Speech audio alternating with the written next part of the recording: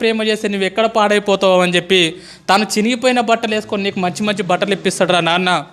పాపం తను పరిగికో వికారాబాద్కో పంట మొత్తం తీసుకొని వచ్చిన తర్వాత పంట అమ్మిన తర్వాత ఒక 10,000 జేబులో పెట్టుకొని ఇంటికి వెళ్తూ ఉంటే మధ్యాహ్నం 3 అవుతూ ఉంటుంది, ఆకలి అవుతూ ఉంటుంది నాన్నకు బాగా. నాన్న తిందామని చెప్పి ఒక రెస్టారెంట్ ముందర నిలబడి లోపలికి పోయి బిర్యానీ ఎంత ఉందని చెప్పి చూస్తే 250 రూపాయలు ఉంటుంది. నాన్నకు ఆకలి అవుతూ ఉంటుంది, పేగులు మాడిపోతూ ఉంటాయి. అరే నేను ఈ పూట 250 రూపాయలు పెట్టి బిర్యానీ తింటే నా ఒక్కరి కడుపు నిండుతుంది, అదే ఇంటికి ఏమన్నా తీసుకుపోయినా అనుకో నా పిల్లలు కూడా హ్యాపీగా తింటారని చెప్పి తన కడుపు మార్చుకొని ఇంటికి మీ నాన్న వస్తాడు బాస్. రియల్గా మన నాన్న హీరో కదా. ఎన్నోసార్లు ఒక్కసారి ఇంటికి వెళ్ళిన తర్వాత నాన్న నీతో ఫ్రీగా ఉంటే అడగండి, నాన్న నీకు ఎన్ని కష్టాలు ఉన్నాయని చెప్పి పెద్ద చిట్టా చెప్తాడు బాస్. ఎన్నో అప్పులు ఉన్నాయి నాన్నకు, ఎన్నో ప్రాబ్లమ్స్ ఉన్నాయి నాన్నకు. అమ్మ మీరు ఆడపిల్లలాగా పుట్టినరు, రియల్గా మీ అమ్మ నాన్నకు సెల్యూట్, మిమ్మల్ని చదివిపిస్తున్నారు.